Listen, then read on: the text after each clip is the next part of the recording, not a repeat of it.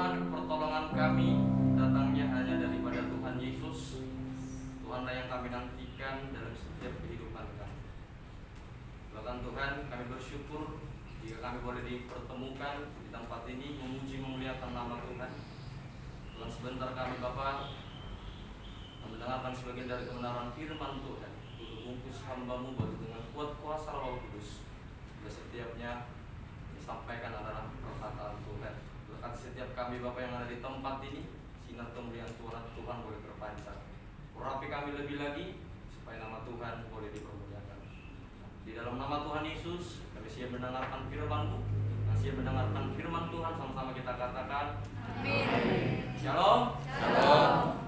Ya, saudara yang dikasih Tuhan, mari kita buka Alkitab kita dalam 1 Yohanes pasal yang kedua, ayatnya yang ke-15 hingga yang ke-17.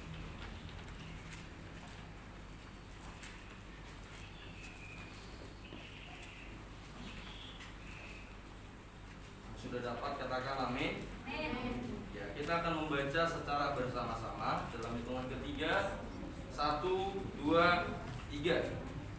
Janganlah kamu mengasihi dunia dan apa yang ada di dalamnya. Jika orang mengasihi dunia, maka kasih akan Bapa tidak ada di dalam orang itu. Sebab semua yang ada di dalam dunia, yaitu keinginan daging dan keinginan mata serta keangkuhan hidup, bukanlah berasal dari Bapa, melainkan dari dunia. Dan dunia ini sebenarnya dengan keinginannya, tetapi orang yang melakukan kehendak Allah tetap hidup selama-lamanya. Amin. Demikian firman Tuhan yang kita dengar, yang kita baca. Saya mengambil tema diri you. Jadi nyata, jadilah dirimu yang sebenarnya. Ya, saya membuat gambar offline dan online. Jadi melalui teks yang kita baca, saya menggabungkan dengan perkembangan zaman sekarang, dengan apa yang kita miliki, yaitu teknologi. Saudara, sebelum masuk ke dalam teks yang harus kita renungkan, siapa sih di antara kita yang tidak suka online? Pasti suka semua toh. Teknologi zaman sekarang adalah sesuatu yang penting untuk kita miliki sebagai orang di dalam Tuhan dan juga di luar Tuhan juga sangat penting teknologi. Kalau berbicara online atau offline, sebelum saya sejauh firman yang akan saya terangkan, offline. Ketika saya berada mission trip bersama teman-teman di Kalimantan Barat bersama rombongan Putri Anak, kami mengalami kendala karena memang jaringan di sana tidak seenak yang kita rasakan di sini. Ya, ketika kita mau pulang memesan tiket, jaringan cari tempat di mana ada jaringan gitu kan. Jadi offline itu memang sesuatu yang tidak diminati oleh orang zaman sekarang. Jadi ketika punya media baik HP, kebetulan HP saya mirip dengan gaya Pak Yonas. Kalau kita punya media seperti ini, ketika online atau offline, kita tidak memiliki paket data atau jaringan yang tidak memadai. Saya percaya kita di tempat ini pasti pusing, bukan? Ya kan? Mau chattingan sama rekan kerja, chattingan teman kuliah dan lain sebagainya, pasti akan pusing. Menyampaikan informasi, memberitahu informasi, kita akan pusing, ya kan? Ya, anti online, anti gadget. Siapa di antara kita yang anti online? Saya percaya tidak ada di tempat ini yang anti online, bahkan anti gadget. Kita semua memiliki gadget, ya kan? Baik itu media yang kita pakai, misalnya laptop, terus HP dan lain sebagainya. Kita tidak anti, ya. Ada yang anti di sini, anti gadget, anti online? Tidak ada ya. Ya, netralitas teknologi. Bagi saya, teknologi itu netral. Netralnya teknologi itu memungkinkan kita sebenarnya sebagai anak-anak Tuhan bertumbuh dan berbuah. Yang membuat teknologi itu tidak netral, motivasi menggunakan teknologi yang salah. Ya. Jadi sebenarnya teknologi itu netral, bisa digunakan apa saja, baik dari sisi baik atau positif, bahkan negatif atau buruk. Ya. Jadi yang membuat teknologi itu tidak netral ialah ketika kita menggunakannya. motivasi kita saat menggunakan teknologi. Ya, sesuai teks yang kita baca dalam 1 Yohanes 2 ayat yang ke-15 sampai 17, saya membuat perbandingan ya, antara motivasi yang benar dan motivasi yang tidak benar. Perbandingan tersebut ya seperti ini. Motivasi mengasihi Allah Bapa. Ayat yang ke-15 kita melihat ada kata mengasihi Bapa. Jadi mengasihi Bapa, ayat 16 berasal dari Bapa, ayat 17 hidup selama-lamanya. Jadi orang yang mengasihi Allah tentu berasal dari Allah dan akan hidup selama-lamanya bersama Allah. Perbandingan motivasi yang salah ialah ketika mengasihi dunia. Mengasihi dunia ayat yang ke-15 berasal dari dunia ayat yang ke-16, kemudian ayat yang ke-17 sedang lenyap. Jadi ketika kita memiliki motivasi yang salah di dalam ranah teknologi atau media yang kita pakai, ketika kita mengasihi dunia berarti kita berasal dari dunia dan akan lenyap. Amin saudara. Amin. Jadi saya merumuskan bahwa ketika kita memakai sesuatu media, ya, media ini bisa saja kita lakukan dengan hal yang positif, ya, bisa juga hal yang negatif. Saya merumuskan bagaimana seorang anak Tuhan di dalam perkembangan zaman yang pesat ini, yang memang harus kita memperlengkapi diri untuk memberikan hormat bagi Tuhan. Tentunya ketika kita memakai media tersebut, ada motivasi tertentu yang harus kita terapkan dalam hidup kita sebagai anak-anak Tuhan. Amin. Apakah itu motivasi mengasihi yang benar, mengasihi Allah yang benar, ataukah kita memang mengasihi dunia? Kadang-kadang ketika kita datang beribadah pun sekalipun kan, ya kalau lihat orang di dalam konteks ibadah, saya punya di tempat pelayanan saya punya anak pemuda. Ketika kita ibadah pemuda, saya selalu sampaikan saya pernah bicara soal tabernakel Tuhan. Bagaimana seseorang masuk ke pelataran, ke tempat ibadah itu yang sebenarnya. Ketika saya melihat banyak orang yang bermain HP, ini adalah motivasi yang salah. Ya. Motivasi yang benar adalah ketika ia menghormati hadirat Tuhan. Ya. Jadi makanya saya bilang bahwa teknologi media yang kita gunakan tergantung kitanya dalam memilih apakah teknologi yang kita pakai bersifat saya bilang bersifat benar, motivasinya kita pakai dengan benar, dengan baik, ataukah sebaliknya. Ya, motivasi yang benar mengasihi Allah. Mengasihi Allah berarti melakukan kehendak Allah, berarti memperbaharui hati, karakter, dan kerohanian di dalam nampak. Kemudian membawa pada peninggian Tuhan dalam kehidupan kita. Artinya, segala sesuatu yang kita miliki dalam ranah teknologi, media yang kita pakai, harusnya diimplikasikan dengan peninggian Tuhan. Artinya Tuhan dipermuliakan. Perbandingannya adalah ketika kita mengasihi dunia, berarti mengikuti keinginan daging atau dosa, menuruti keinginan mata, memuaskan keinginan mata dan apa yang nampak, membawa pada keangkuhan hidup atau kesombongan diri. Apa di sini yang suka main game? Rasa di sepantaran saya atau adik-adik saya zaman sekarang, kalau bilang zaman milenial itu suka sekali main game. Tetapi dampak buruk main game, dampak positifnya juga ada. Tapi yang kita mau lihat adanya perbandingan orang yang memakai media sebagai alat untuk mempermuliakan Tuhan ataukah sebaliknya. Ya, kita mau lihat prinsip ala Paulus, berguna dan membangun. Jadi Paulus di dalam 1 Korintus 10 ayat yang ke-23, sama-sama kita baca. Segala sesuatu diperbolehkan, benar, tetapi bukan segala sesuatu berguna.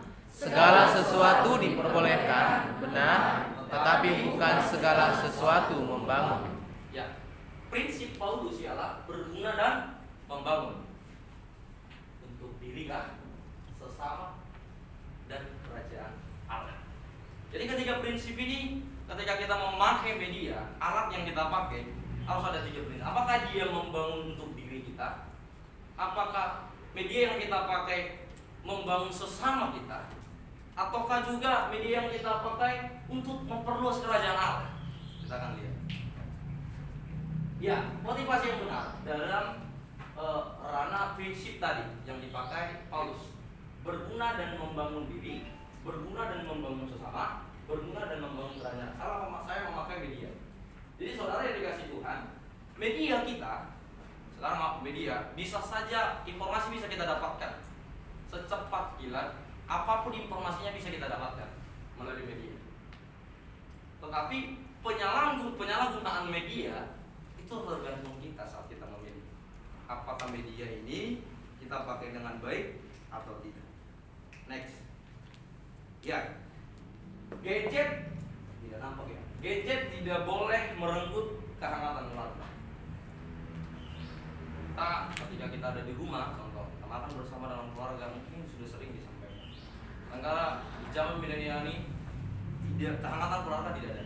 Karena ketika makan, makanan ada di depan, semua pada apalagi kalau kita ke restoran, contoh sederhananya, kami singgah sebelum kami ke Ngabang, kami singgah di restoran Padang, nasi Padang, ya.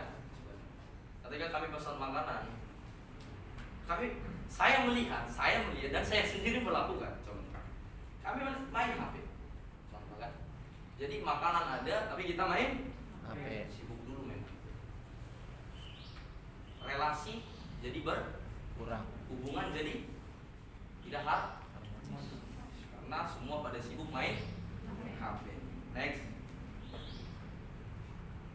Waktu online tidak boleh mengalihkan fokus dan prioritas diri. Iya. Yang suka online main games atau suka online nonton video games atau yang suka nonton drakor tadi. Kalau anak-anak muda atau perempuan, apalagi anak pelayanan saya tuh perempuan kan Cina semua kan. Jadi mereka suka banget, para penari itu suka banget itu nonton film drakor. Terus saya datang, mereka ngapain? Drakoran. Mereka ngapain? Games. Jadi saudara yang dikasih Tuhan, waktu online tidak boleh mengalihkan fokus dan prioritas kita. Apalagi kita sebagai anak-anak Tuhan, ya sebagai mahasiswa, waktu online kita tidak boleh mengalihkan prioritas kita, fokus kita. Ya, saya juga mikir gini, ketika saya mengerjakan satu tugas, contoh skripsi. Ketika saya pegang HP, akan ada banyak rayuan dari HP. Saya percaya mahasiswa sudah mengalaminya, betul? Ketika kita mau ngerjain tugas, ini HP datanya aktif, bunyi sekali, fokus semua masih ke sini, betul? Jadi jangan sampai media yang kita pakai menghilangkan prioritas kita sendiri, karena ini yang membuat kita jadi tidak maju. Jadi kadang-kadang kalau saya mau ngerjain skripsi itu, kadang-kadang HP-nya saya matiin, saya simpan jauh-jauh, jadi saya bisa fokus. Itu metode sederhana yang bisa saya lakukan kalau melalui media ini. Next. Ya, saudara, ketika kita memiliki media atau HP lah apalah, berguna dari 3 prinsip yang saya rangkum dari prinsip Paulus tadi. Berguna untuk diri. Sebagai apa? Ketika kita belajar, media tentu berguna, betul? Sangat betul. Itu sangat berguna bagi kita. Karena orang yang memiliki, contoh ya, keterbatasan finansial atau ekonomi, yang tidak bisa beli buku dan lain sebagainya, kita bisa baca buku kok lewat internet. Saya punya banyak buku, beli buku di internet. Saya baca secara online. Ya. Saya baca secara online. Saya beli, contoh di Google Playbook itu kan ada kan, harganya berapa? Kita beli pakai pulsa. Saya beli pakai pulsa. Jadi, saudara yang dikasih Tuhan, media yang kita pakai itu sangat berguna untuk diri, untuk belajar. Tidak menutup kemungkinan bagi orang tua yang suka baca berita dan lain sebagainya, betul? Tak, berita-berita terkini sampai seperti kasus Sambo ya, Freddy Sambo yang saya rasa seperti episode yang ada. Tapi kita tetap pengen cari tahu, ya kan? apa yang terbaru ceritanya. Kalian pengen cari tahu. Itulah kegunaannya. Hal yang positif yang bisa kita lakukan melalui media yang kita punya. Kemudian istirahat. Jadi media yang kita punya bukan sekonyong-konyong kita terus-terus memakainya. Ya, ada berita baru berapa hari ini, ada seorang istri ditangkap, ya, perempuan ketika dia tidur, colok HP dia di samping tidur, HP-nya meledak, ibu meninggal.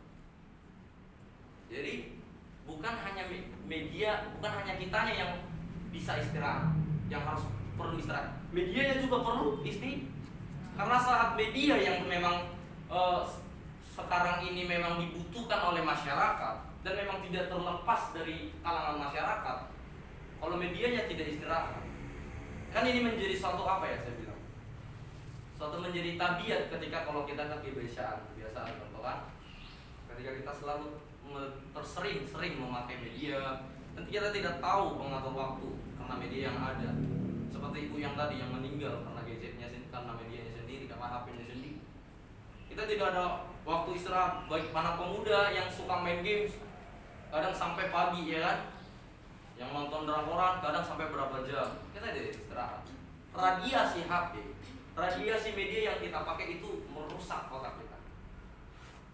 Jadi ini sangat penting bagi kita para pemudi, bahkan tidak menutup kemungkinan bagi kita orang tua.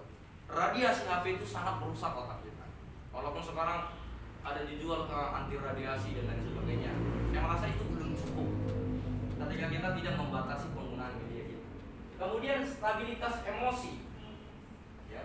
Orang yang cenderung memakai HP, media yang dipakai dia dengan hal-hal yang tidak positif, secara terbiasa akan menjadi tabiat. Amin. Contoh seperti tadi orang main games atau orang yang membaca berita. Dan kan setiap hari buka berita apa yang terbaru, betul? Kompas kah, suara.com kah, Jakarta apa kah, atau buka aplikasi Babe kah? Dan itu kan terbiasa. Karena sesuatu yang biasa yang kita lakukan akan menjadi tabiat. Dengan sendirinya setiap pagi kita lihat berita. Yang main games setiap ada waktu main games sampai lupa waktu.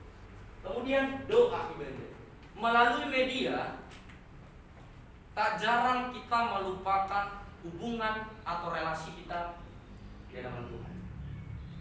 Melalui media tak jarang kita meninggalkan doa kita. Melalui media juga tak jarang kita lupa ibadah. Orang yang ketinggalan Alkitab, ya, tidak lebih stres daripada orang yang ketinggalan HP. Jadi media juga memungkinkan kita yang lain melupakan jam doa dan ibadah. Ada sekarang kayak teologi humanis ya, kalau baca teologi humanis itu tidak perlu ke gereja, kita bisa kok online ibadahnya. Kita bisa kok ibadah online. Jadi ibadah buka HP, lihat khotbah atau siapa yang menyiarkan ibadah secara online, ya pakai ibadah dari sini. Kita tidak perlu ke gereja. Jadi media yang kita pakai memungkinkan kita untuk kita lupa berdoa. Kadang-kadang saudara, ketika kita bangun pagi, kita lupa saat teduh. Yang pertama kita ambil HP. Siapa sih yang chatting kita? Gitu kan? Apakah ada orang terbaru yang chatting kita dan lain sebagainya? Pasti HP. Karena apa? Motivasi kita tadinya udah salah. Kemudian dalam prinsip Paulus dalam 1 Korintus tadi, berguna untuk sesama. Apakah media yang kita pakai itu mendukung teman? Ada teman yang memang lagi galau atau memiliki tantangan hidup atau sedang memiliki problema dalam kehidupannya. Seorang teman bisa mendukung oleh media. Contoh menguatkan. Apakah ini kita pakai? Kemudian memberkati orang lain. Contoh berstatus. Saya pernah khotbahin di sini titik buta. Jadi jangan lebih cepat tangan kita mengetik daripada otak kita Pikir. Saya ulangi, jangan lebih cepat tangan kita mengetik daripada otak kita berpikir. Karena memberkati orang lain ini bisa juga hal yang berbeda. Orang yang tersinggung, orang yang cenderung melukai orang lain adalah orang yang selalu menyimpan akan baik. Saya percaya. Jadi ketika kita memberkati orang lain, ini bisa dalam ranah konteks ketika kita buat status. Seperti statusnya, saya selalu setiap hari, setiap pagi lihat status Ibu Kaci, selalu buat kata-kata rohani. Saya merasa terberkati. Kalau mahasiswa, saya selalu lihat Apriani, ya, Apri namanya, Apri Yunita. Apri Yunita. Memberkati orang lain. Jadi ketika kita, kala kita tidak sempat atau apalah baca Alkitab, ketika kita melihat status orang itu berbau rohani, kita juga jadi media bisa berguna untuk sesama. Kala kita memberkati orang lain, kemudian memperbaiki relasi. Ya, media kalau zaman dulu tidak ada media, orang mau undang orang lain pasti jalan kaki, toh, betul? Jauh ke sana, jauh ke sini. Tapi saat ini media ini sangat bermanfaat, gampang, kita tinggal chat. Kita bisa membangun relasi bagi siapa saja, terhadap siapa saja, baik itu pengacara, pejabat dan lain sebagainya, baik itu orang kaya, miskin, kita bisa membangun relasi melalui media. Kemudian media bisa berfungsi untuk kerajaan Allah, berguna, menyebarkan firman Tuhan. Jadi setiap pagi itu selalu kirim apa ya, kalau saya dikirimin dari gembala sidang dan lain sebagainya atau komunitas saya selalu kirim share ke grup. Kita bisa menyebarkan firman Tuhan. Saudara juga sebagai anak, kita semua sebagai anak-anak Tuhan, sebarkan firman Tuhan lebih daripada apa yang kita inginkan. Contoh firman Tuhan hari ini yang kita bisa dapat, kalau kita buka Alkitab nih, kita renungkan apa yang kita dapat, kita sebarkan dengan teman-teman, bisa berguna untuk kerajaan. Kemudian mendukung gereja. Gereja bisa didukung oleh media. Ya, di Jakarta ini tak ada gereja yang tidak punya media. Betul? Semua punya media. Tak ada gereja yang tidak menyuarakan gerejanya supaya gerejanya dilihat oleh orang banyak dan orang lain terberkati, dimasukin ke media, baik YouTube kah, baik ada website kah, baik Google kah, Blogspot kah, dan lain sebagainya. Ketika saya dipercayakan memegang website Santosa Community, saya buat bersama rekan teman saya walaupun gratis, seperti yang dilakukan Pak Yonas. Saya ambil yang gratisan, kan karena kita belum punya budget untuk itu. Saya ambil yang gratisan. Apa yang berbau tentang Santosa Community saya masukin bersama teman. Baik renungan, baik joyful kids, saya masukin di website itu. Guna apa? Supaya ketika orang lain melihat, bukan hanya mereka terberkati, tetapi mereka punya daya pemantik untuk melakukan hal tersebut. Amin. Kemudian produsen konten positif. Melalui media kita bisa buat apa saja. Saya di gereja bersama adik tingkat semester 1 ya, semester 1 di tempat ini. Saya ajar kita punya peralatan media, alat di sini banyak. Ini bisa kita pakai untuk hal yang positif. Saya ajak dia rekaman, kami bernyanyi, walaupun suara kami ya itu kemampuan. Kami bernyanyi. Kebetulan saya bisa editing, saya edit baik. Terus kami sebarkan di YouTube. Banyak orang yang komen. Terima kasih Kak. Tuhan memberkati Kak. Jadi ketika kita melakukan hal yang positif dengan media kita, tentu saja orang lain terberkati. Jadi ketika kita memiliki media, kita memiliki keputusan. Kita diperhadapkan dengan pilihan. Ya, pilihan penting hingga keputusan serius. Keputusan serius dampaknya bernilai kekal. Ketika kita memutuskan media ini kita pakai untuk apa? Ada dampak, baikkah dampak buruk atau dampak positif. Tetapi ketika kita memakai media itu sebagai dampak positif, nilainya Mary Crowley berkata, kita bebas sampai kita memilih, lalu pilihan tersebut mengendalikan sang pemilik. Apa yang kita pilih, tentunya itu yang mengendalikan kita. Kita memilih media yang kita pakai untuk yang baik, tentu setiap hari. Makanya saya bilang, kebiasaan itu akan menjadi karakter. Kebiasaan itu akan menjadi tabiat. Ketika kita melakukan media itu untuk hal yang baik, itu akan mengendalikan kita. Dengan secara otomatis setiap pagi kita akan share renungan. Setiap pagi kita akan seperti visinya Santoso Community, menginjili. Setiap pagi kita akan apa? Menyebarkan kata-kata berkat buat orang lain. Next. Ya, ayat yang ke-17 yang kita baca tadi ada temporary versus eternity. Ayat 17, dan dunia ini sedang lenyap dengan keinginannya, tetapi orang yang melakukan kehendak Allah tetap hidup selama-lamanya. Keduniawian bersifat sementara, temporary, dan sedang lenyap. Motivasi yang benar bernilai kekal. Amin. Amin. Jadi apa yang ada di dunia ini semua sementara. Ketika kita memakai media pun untuk hal-hal yang tidak baik, itu bersifat sementara. Tetapi ketika tatkala kita memakainya dengan positif, memberkati orang lain bisa, itu bernilai kekal. Orang lain bisa tergerak hatinya, orang lain bisa dijamah rohnya oleh Roh Kudus, dijamah hatinya oleh Roh Kudus, dia bisa berbalik kepada Tuhan. Next. Ya, yang terakhir saudara, prinsip berguna dan membangun diri sesama kerajaan Allah kemudian tidak kekal.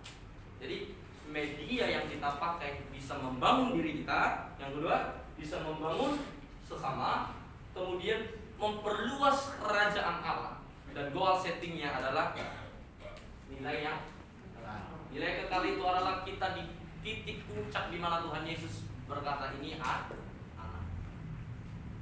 Jadi bukan setiap kita yang sering ibadah, berdoa dan lain sebagainya. Tuhan bilang apa? Bukan setiap orang yang berseru di dalam namaku Tuhan akan masuk ke dalam kerajaan.